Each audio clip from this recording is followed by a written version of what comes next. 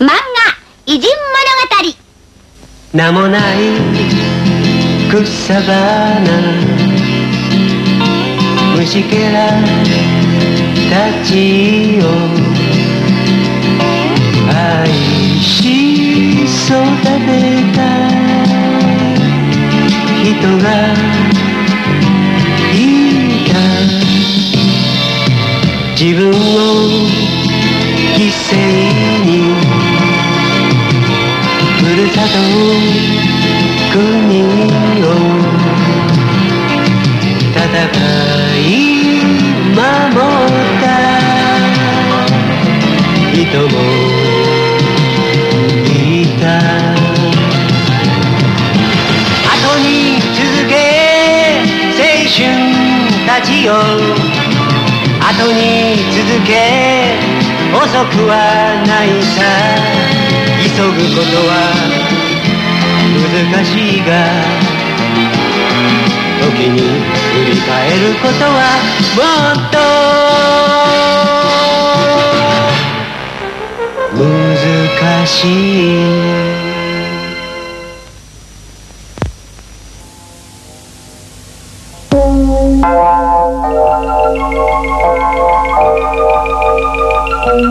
Olamda bir nechta turg'un yulduzlar sistemasi bo'lib, bizning Samanyol sistemimiz faqat uning ichidagi biri xolos. Ammo lopa aynak bilan qaraydigan bo'lsak, u yerda necha yuz ming yulduzlarning borligini, birasiga yaqinlashganda uning g'oyat zo'r o't shariga aylanadiganligini ko'ramiz. Hatto bizning yer sharimiz nurg'un sayyorlar orasida nihoyat tezlik ko'zimizga cheliqdi.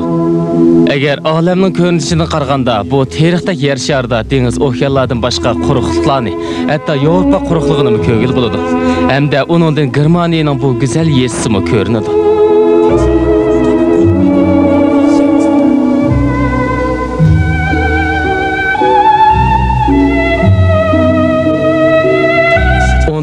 Asrning o'ttirlarida mana mushu yezda narsalarni lopa aynak bilan ko'rishga amroq Kox ismli bir bola yashaydi.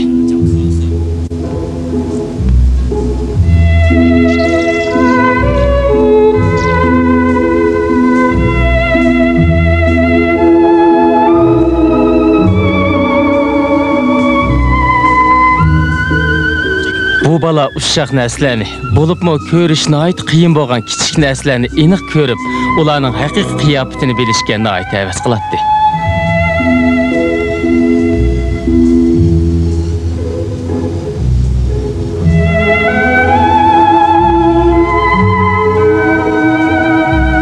Halbuki u uşaq narsalar dunyosidan har xil rangdagi qisqarliq shaylarni ko'radi. Odatki it iyiqdek yo'g'on, birga narvaldek zo'r bo'lib ko'rinadi.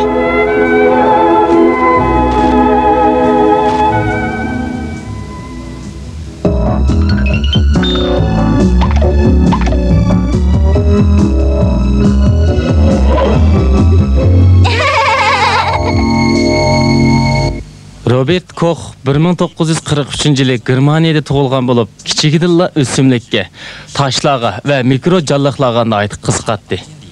U uyiga har xil avrishkalarni yig'ib bo'lib, maktabdan qaytib kelgan amon somkasini tashlab qo'yib, bu uşaq jonliqlarni ko'rishga kirishib ketadi.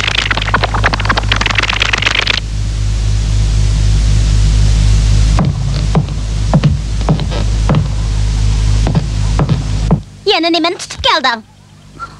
Tomuzga tutib oldim.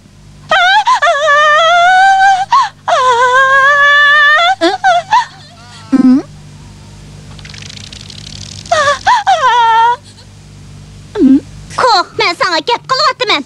Nima? Opa, nimda o'tsa? Kox, kechgacha tomuzga o'ynayotgansan. Menga berib topshirig'ingni ishla. Sen bundaq ishni qilib mashhur odam bo'lamaysan. Sen saplı tomuzga, cho'mili degandek uşaq narsalarni yaxshi ko'rgansan. Mundaq narsalar bilan hapilashaysan. Mashhur arbab bo'lamaysan, uqdingmi? Koxning kichigidilla yaxshi o'tadigan Eydi ismli bir qiz do'sti bor edi.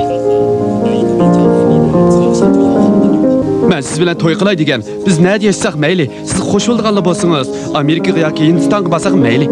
Men hech nega bormayman. Tish yassaqli bo'ldi. Agar mushundaq bo'lsa, men baxo'sh bo'lardim.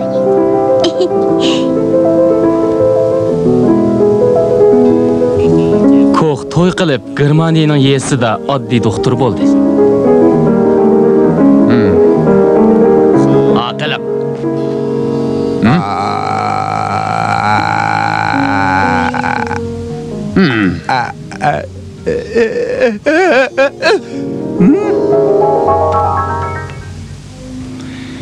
Şu kunlarda Koxning kallasida cho'ng bir savol paydo bo'ldi. Chunki ayni vaqtda har xil kasalliklarning sababiga qarata to'g'ri ta'birimi yo'q edi. Shunga xeyli tarbiya ko'rgan kishilarmi kasallikni bir xil jinchatlashgan deb qarag'ashqa, boshqalarmi shunday o'ylaydi. Shu sababdan biroz yuqumli kasal tarqalgan aman kishilar duo tilovat qilishatdi. Demak, shu chog'dagi tibobat ilmi ana shunday ilojsiz ahvolda edi.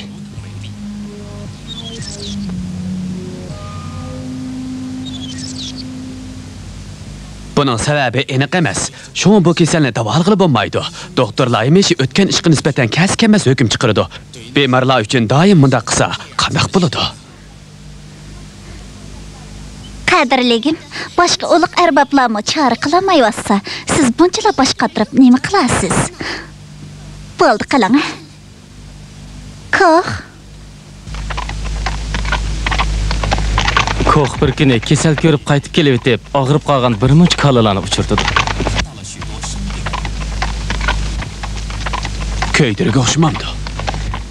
Köydirga qo'rqinchli bir yuqumli kasal bo'lib, ayni vaqtda Yevropada nihoyat keng tarqalgan.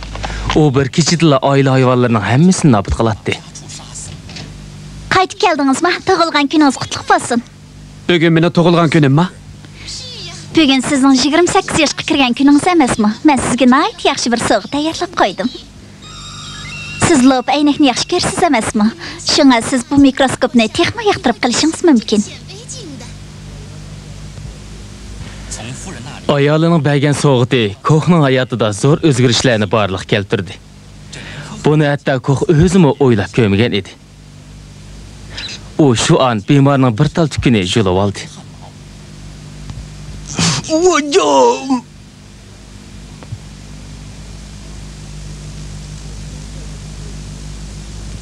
Bu lob aynakni ko'rganiga faqat o'xshamaydi. Uning ko'z oldida g'ayri bir narsa gavdalandi.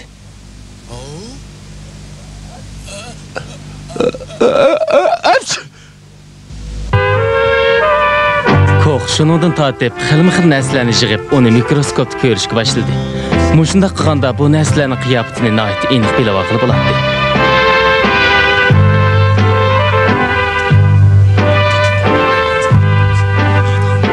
Kox bir tomchi suvdimi jonliqlarning mavjud ekanligini tushundi. Bir kuni u kuydirga chiqqan kalaning qinini tekshirib ko'rmoqchi bo'ldi. Bu yuqumli kasal hozirmi ko'rinmas alvastida kala va qo'ylarga hujum qilyapti. Davolash va oldin olish usulini bilmagachga, poda boqishlar har qatim shunday vaqtda zo'r ziyon tortadi. Agar bu kasalning sababini tepib chiqolganda, ko'pchilikka nihoyat zo'r yordam qilib bo'ladi.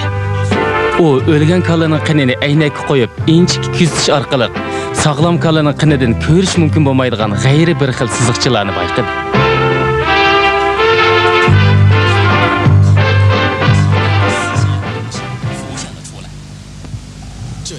Bu zodi qandaq narsa? Jim turgan bilan tirik narsa. Kasallikning sababidan qon o'zgarib mushunda bo'lib qolgan bo'lish kerak. Kasalning sababini bilmay besh qetayotgan bu yigit o'z yolg'iz bu kasalning sababini aniqlashga kirishib ketdi. Bu siziqcha nihoyat tez o'sidi ekan. Köydirgining sababi mushu narsa bo'lish kerak.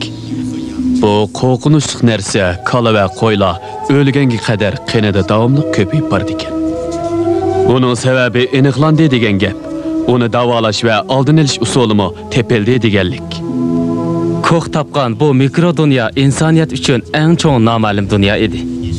Ayni vaqtda jinchaplashish bilan og'rishning sabablari mana endi bir-birlab oydinlashishga boshlagan edi.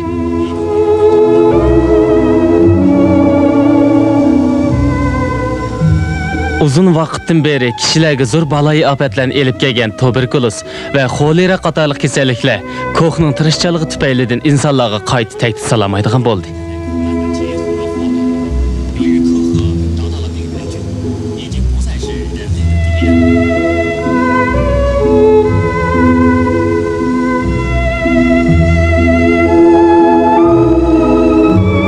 bir necha xil bakteriyadan noqol bir xilni ayirib ko'paytirish usulini tepib chiqdi. Bu bakteriyani bayqashga kam bo'lsa bo'lmaydigan eng tub usul bo'lib, u keyingi bakteriyashunoslik uchun zo'r turtkilik rol o'ynadi. Bu usul hozirmi nihoyat keng qo'llanilmoqda.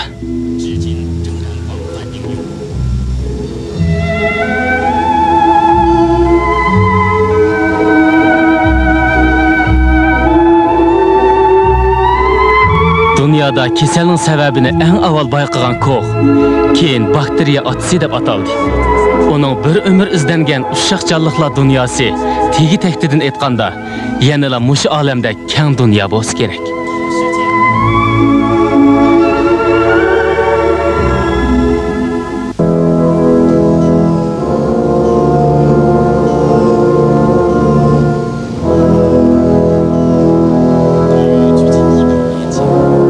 Bundan təxminən 100 yil ilgiri Parijning Namratlar mahalləsində Sarangsüpət bir bala yaşaydı. Biz bu yerdə vatqan Sarangsüpət sözü onun mağmaqtılıqqa qartılğan bo'lib, bu balaning ismi August Rodin idi.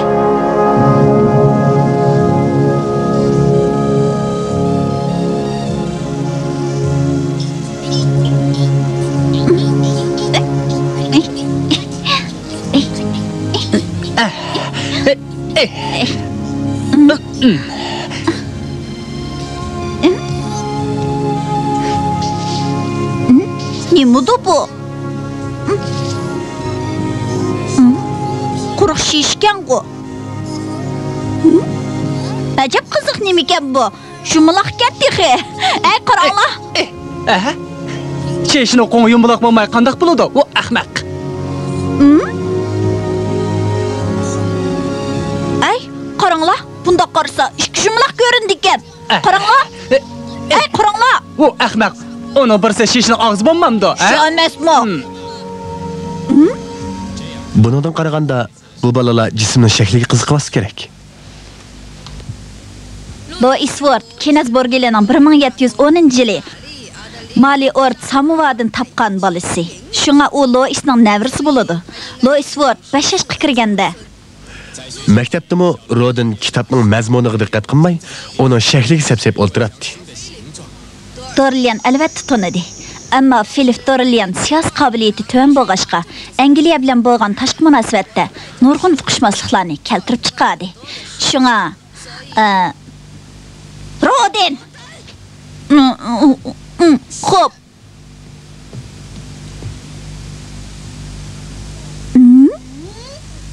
Mush sababdan Philip Dorlian o'ttira burjuaziyaning qattiq qarshiligiga uchirdi. Bu xil xohishga vakillik qiluvchilar dal Montesquieu bilan Voltaire'lardir. Ular hukumatga hujum qilish orqali xalqning umidini uyg'otgan. 1723-yili Philip vafot bo'lgan. Anton ajab qiziq bo'lar ekan.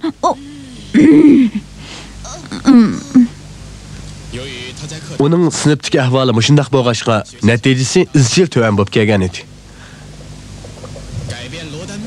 Rodinning taqdirini o'zgartiradigan kun oxiri yetib keldi. Mana bugun u boshqalar bilan Louvre sarayini ekskursiya qilib, qadimiy haykallarni ko'rdi.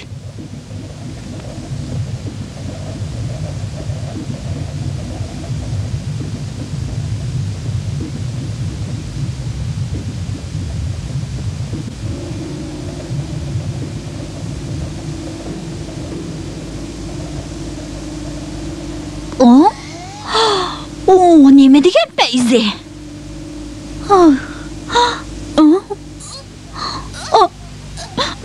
O'zim yolg'iz qoptiman bu. Hamda o'yin topamaydigan bo'ldi.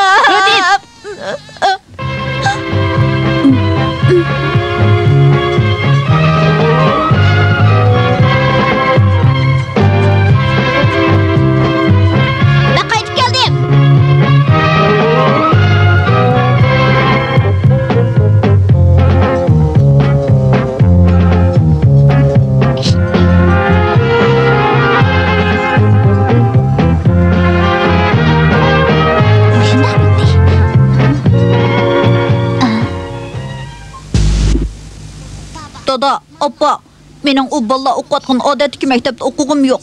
Men haykaltarashlikni o'rganay degandim. Rodin keyin kasbiy maktabga kirib o'qidi. O'qishdan sirt vaqtlarda rasm chizishga butun ishtiyoq bilan kirishib ketdi.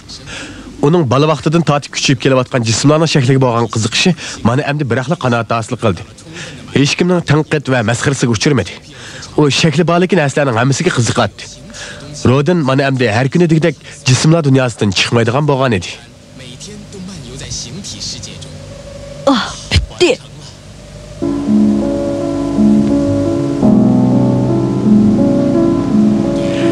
Mayli resim sizish bo'lsin yoki musiqa ijodiyat bo'lsin, hamma narsa mushundaq bo'ladi. Avval o'zingiz qo'l bilan tutib ishlaysiz. Shu chaqdala ondan ba'zi bir mashhur asarlarning nihoyat cho'nqur ma'noga ega ekanligini va uning boshqa asarlarni besib tushadiganligini tushunib yetasiz. Rodin nurg'un narsalarni tahlil ishlash orqali qadimiy asarlarning kuchli badiiy ta'sir kuchini qalbining cho'nqur yeridan tonib yetdi. Hammasi ajoyib nodir asarlar ekan.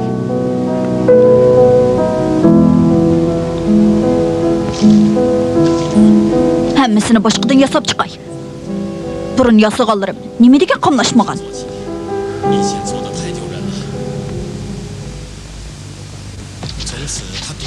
Shundan tortib Rodin o'z yolg'iz harmay talmay ishladi. Ay, ostraqman, ostraq. To'xta. To'xta. Qo'yib qol. Birdam chida. To'g'ri. Usti qira, ostiga. Ay, ay can.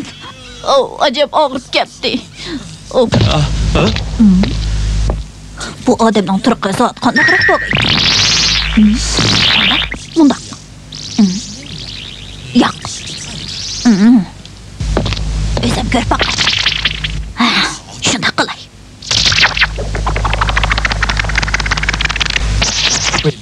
Erinishga obdan kömək bo'lmaydi. O geldi.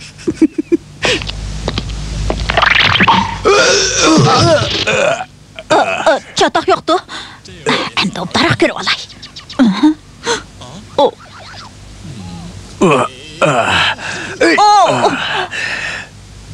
Aynan ko'msam qandoq bilaman.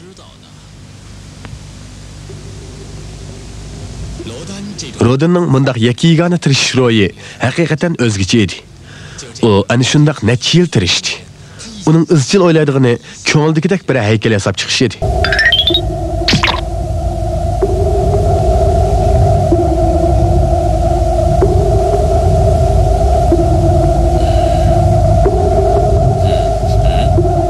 Әмдіғо болғанды?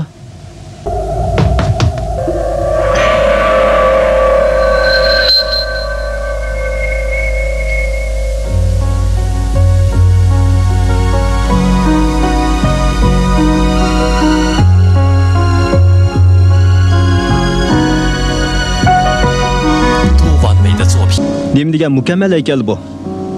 Benim oyğunum bununla yıkımı kelmeydi ekan. Men zadi närini çataq oyup qo'yayotgan dema.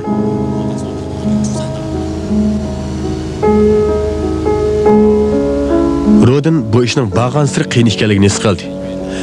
Ondaq cho'nqurlik va go'zallik tuyg'usini qanday qilganda paydo qilib bo'ladigan-di? Mening o'yg'unimmi o'xshashil turdi-yu. Buning farqi nada? Bunun sebebi zadi nima? Andaq güzellik tuyg'usini men ifodlayamam dema. Bu nima uchun? Jonliq ta'siri kuchini qanday ifodalash kerak? Rodin o'zining o'yg'iniga har qancha sep-sep qarabmi, uningdagidek jonliq ta'siri kuchini bayqayolmadi. Bular faqat shakli jihatdan o'xshab qoladi. Hay, nima degan tas? Uni qanday ifodalagan bo'g'iydi?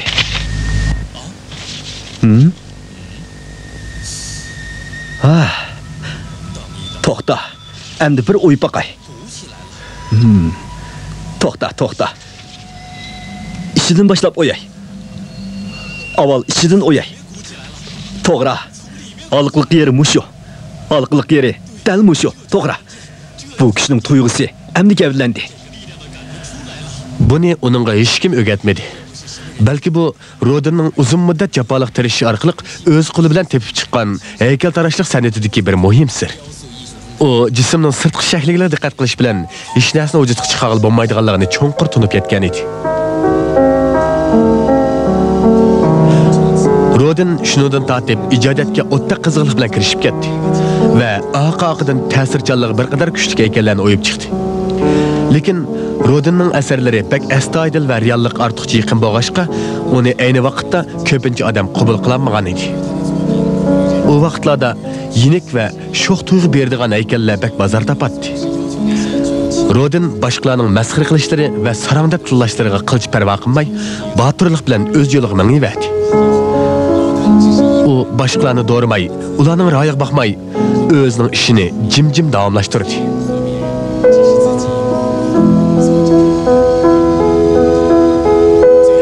Kichigida kishilar tarafidan ahmoq va sarang deb haqoratlangan bu zot oxiri tafakkur qiluvchidan iborat bu mashhur haykalni va shunga o'xshash bir muncha munavvar haykallarni ijod qildi. Bu asarlar Rodin ilgari havas qilgan qadimiy asarlarga o'xshash ta hozirgacha bizning oldimizda o'zining ajoyib zo'r kuch-qudratini namoyon qilmoqda.